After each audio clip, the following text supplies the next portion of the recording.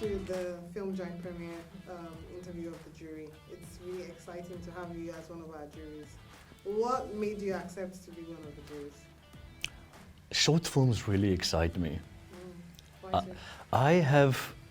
I've been an actor for almost 22 years, and I've been very privileged to be part of universities for those 22 years where I trained young actors as well. So short films for me has a very special place because that's where you start. Yeah. That's where people start, and it's lovely for me to see young talent explore short films and putting the ideas onto paper, because that's the first step. So let's backtrack. What's your name? And let's get to meet you. My name is Drikus Volschenk. I am the head of Ebony Life Creative Academy, and I'm also the HOD of the acting department. Any background, like give us a bit more. I was born in Durban in South Africa, in KwaZulu-Natal. I grew up in Windhoek in Namibia in Southwest Africa, and then later moved back to South Africa, where I studied business communication and did my honours degree in audiovisual communication, and then moved to London for 3 years, where I was a primary school teacher and I studied musical theatre. And then after that I went to film school back in South Africa in Johannesburg, and I did my screen acting degree. So when did your love for film start? Because when I listened to your journey, it seems like it was much later in life. It was much later. I think I despised television and films when I was younger. You know, we grew up in the 80s. There wasn't social media yet. Yeah. So what we did was get on with our friends is you would get on a bicycle over weekends or in the evenings, and you play sports, or you go buy ice cream, or you laugh and you make up your own stories. So we were not fed social media. We created our own social media between each other. Yeah. Yeah. So I think that's where my love for stories come from. And so how did you come into filmmaking? Because you talked about being an actor for 22 years. That's a long time. That's a long time. Yes. I'm giving away my age now, which is okay. But you know what, I studied business communication and then my honours degree in audiovisual communication. So I did behind the camera, I did editing and I did cinematography. And then I've always been in school. I loved performance. I was always part of the school drama club and the singing club and all of that. So there was a natural talent that I wanted to explore when I turned 21 and decided I have a degree. And also, you know, African parents, whether they're white or black, they're not always keen on sponsoring their son, their only son, to go and study acting. Yeah. So I had to pay for myself to go through drama school. Okay, so it's would you say that your parental influence made you study business? Yeah, definitely. They wanted me to study something that I have a backup first, Okay. and then which I'm very grateful for today. You know, if I didn't have that, I wouldn't have had the knowledge that I did in the audiovisual communication aspect of filmmaking. And then after that, I decided to go in front of the camera, and that's what I've been doing for the last 20 years while I'm teaching. Okay. So what's your take on short films? What do you think about short films? Like I said earlier, I think it's the beginning of any filmmaker's career. So that's why I'm really interested in it. And I enjoy that first look on young people's faces when they see their first or second short film and they're aged between 20 or 25. I get a huge kick out of that because everybody thinks it's easy to do a film until they have to do a 10-minute film, and then there's more tears than film. True. Yeah. I actually used to think that entertainment was very easy because I have a brother who is very much in the entertainment space.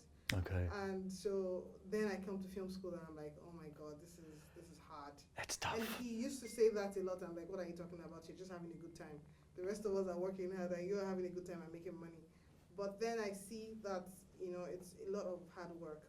So what do you have to say to, you know, young filmmakers who think that just because they can handle the camera, they can make short films? What do you have to say to them? I think they need a reality check, to be honest. But times have also changed so much, Aisha. People can actually just have a good cell phone and make their own movie. So I think commitment and exploration goes hand in hand. If you want to explore, commit to it and do it. There's also, you get thinkers and you get doers. Yeah. People who think is great, but there's no film. You can have the best idea ever on a piece of paper, but if you do not go and do the film, and that's where the tough kids come in, or the tough people, is that pitching for set at 6 a.m. in the morning, and as an actor, waiting until your shot is done, or your first one at 1 p.m., and going through the nights and sitting and giving actually like birth to that idea that was on paper. But it means nothing on paper. Yes. No idea means anything on paper until you filmed it for me. Yeah, true. I agree. When you saw the selection of the 10 films, what was the first thought that came to your mind? I was seriously impressed because I expected that we're going to have like only 10 Nigerian amateur films. And that was not the case. So I have to commend all of you for choosing a variety of films that was really top-notch and good quality. That really made the process so much easier for me. Why did you think it was not going to be so good at first? Why You know what? People connect short film festivals with student work.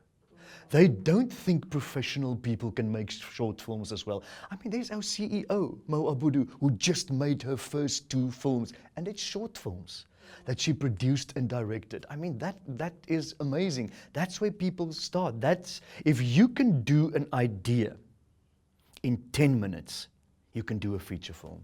I think so. Okay. So it's just about exercising that. Yeah. But if you do a feature film, you can't necessarily do a 10-minute film. That's just how I think. There's a difference. Short films, just looking at short films from a performance point of view is, if you have 8 characters in a short film, it's much harder to connect with an audience in 7 minutes than an hour and a half. If you're the lead in a feature film, you got 30 scenes out of the 52 or 53 scenes that you're probably in.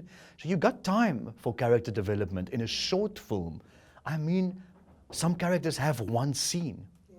Some characters have 1 scene. And what can you give an audience with that 1 scene? How can you change people? That's challenging for me. And I like that.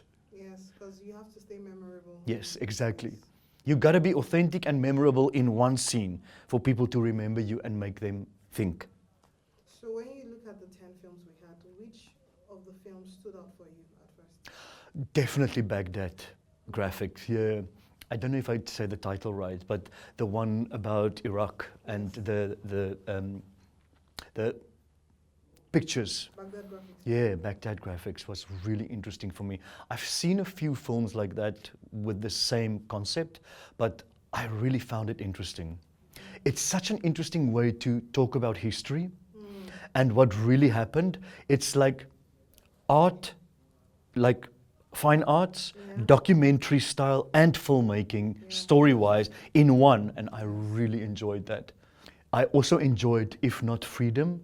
It's beautifully directed, visually so stimulating. Yeah, I really enjoyed that as well. Okay, so what stood out in If Not Freedom for you? The visuals. The visuals stood really out for me. And even the performances, you know. And it's a story that has been told. I think at minute 6 or 7, I was like, I want to hear these people speak. I missed dialogue, I did. But then later, it made sense for me that the director chose not to do it. So I really enjoyed, but the visual aspect was just beautiful. This guy living on the beach, and she living in the community.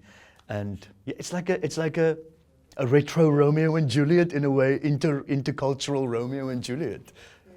Did you like the end, though? The end, did you feel it was draggy or? I feel the film was too long. 20 minutes is too long, especially if you don't have dialogue. At some point, people want to hear your characters speak. So I would have made the film shorter, but still, it's such a beautiful film. The visuals and the cinematography, and so beautifully directed. So our top 5 films are Yes. If Not Freedom, Traffic Me, Yeah. Baghdad Graphics, Bugs Bunny, 3:15 a.m. Yeah. I know you love Baghdad Graphics. So aside that, and was there any other one that? Traffic Me, I really enjoyed. It sounds horrible to say you enjoy a Traffic Me film, but I like the concept. I think I saw a French film, the same. Somebody had a stroke, It's something to do with butterflies, and they also use the eyelid thing. They take you into the character with the eyelid. I really enjoyed it. I really enjoyed it. And I think the young people were really good from a performance point of view, especially the girl sitting on the truck the whole time. She's got something that really worked for me. Yes, facial expression. Some things just, people just have a presence. Some people just have a presence, and the moment you see them, you immediately feel for them. Yes. That makes a huge difference, and that's a talent. You can't train that.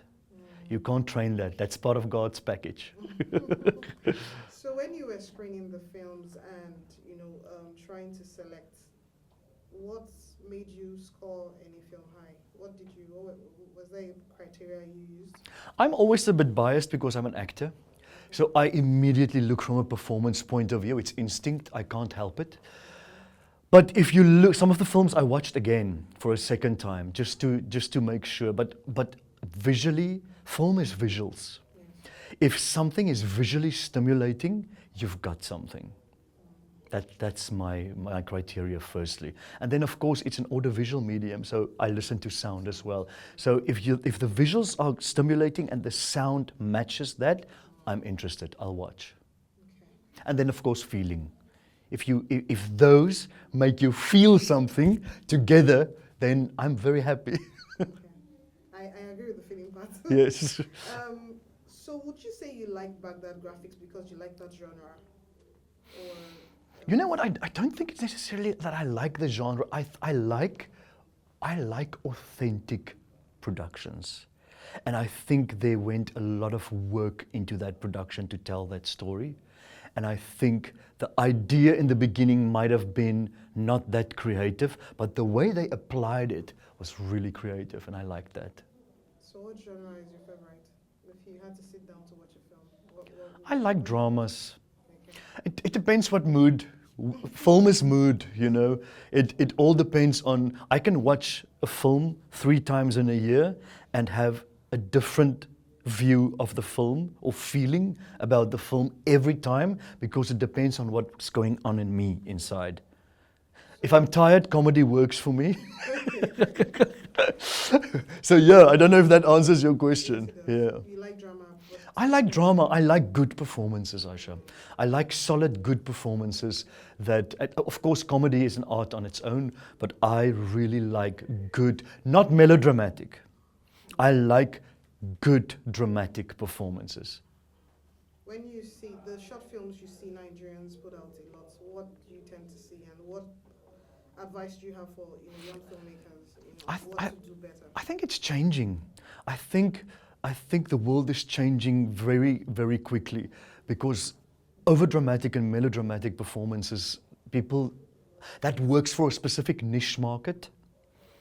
But for streaming services, I don't think it works. International people wants to see screen performances. They want to see people who becomes the character and not pretending to be the character. And we do a lot of pretending. Yeah, but you know what? Our stories, if I think of South Africa as well, some of our cultures are just that way. So some stories, yes. If I think of Tsotsi, is a South African story who won an Oscar. And they told it specifically in the culture and genre of South Africans. And that worked. So I'm always a little bit nervous to be too critical on performances in Africa, because it is big in some ways, and we don't want to take Africa out of people. But I think there's always an audience for anything. There's an international audience that wants to see real performances, but there's also an international audience who wants to see what's real to that culture. Sure. Yeah. So were there things you hoped to have seen? Like, how we all have expectations. So you're, okay, I'm a jury. Yeah. Were there expectations you had that were not met when you picked up films? I have learned to have no expectations for any short film that I watch. It's a very good question. I think we can't help it to have expectations. To be very honest with you, I thought it's going to be lower quality. because it's the first time the festival is held, and I want to commend you guys again. Like, the variety you have and the quality is super. Thank you. Yeah, I really enjoyed it. That's a really, really good quality for a short film festival.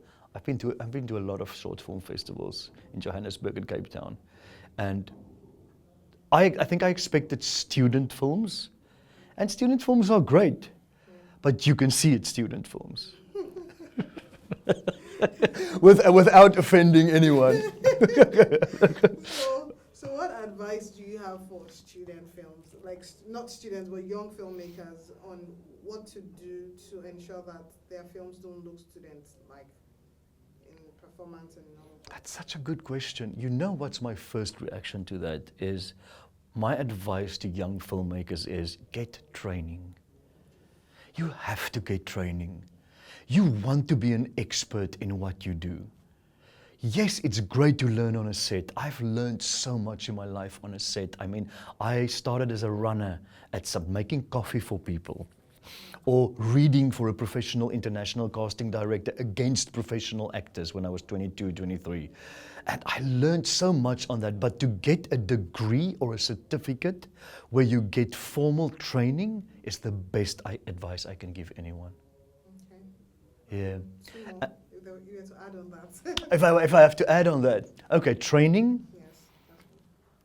grind, and get a team of like-minded people around you, like you guys are doing now. That's my 3 tips. Thank you. Okay. What is a message you want to leave in the world? So we're all going to live here at some point.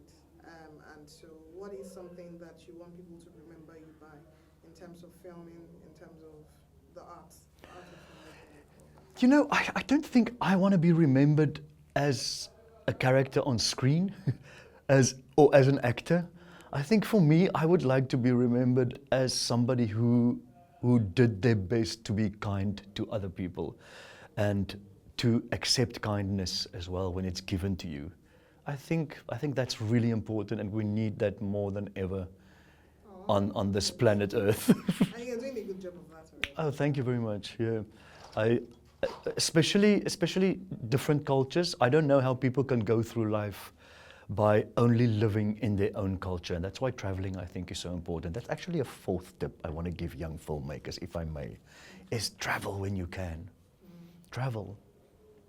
Make money together, travel together, go shoot a film somewhere, or just, even if it's just another African country. Get the team over there. Get a team in Johannesburg, or get a team in Nairobi that's like-minded than you. You guys have social media. We didn't have it. We didn't even have email when I was at university. It just started. So there was nothing like that. You guys have the opportunity to connect with somebody in Russia that's like-minded than you and say, how can we make a story together? We should explore, really. Yeah. Okay. What's your final message for the team and Well, my final message to the team is, firstly, thank you very much for asking me to be involved in this. I thoroughly enjoyed it, and I will do it again. And I hope you don't stop here. And I want to say congrats, because you are those people that put the grind in and have the spirit and have the training now and doing what you wanted to do. So hats off to all of you.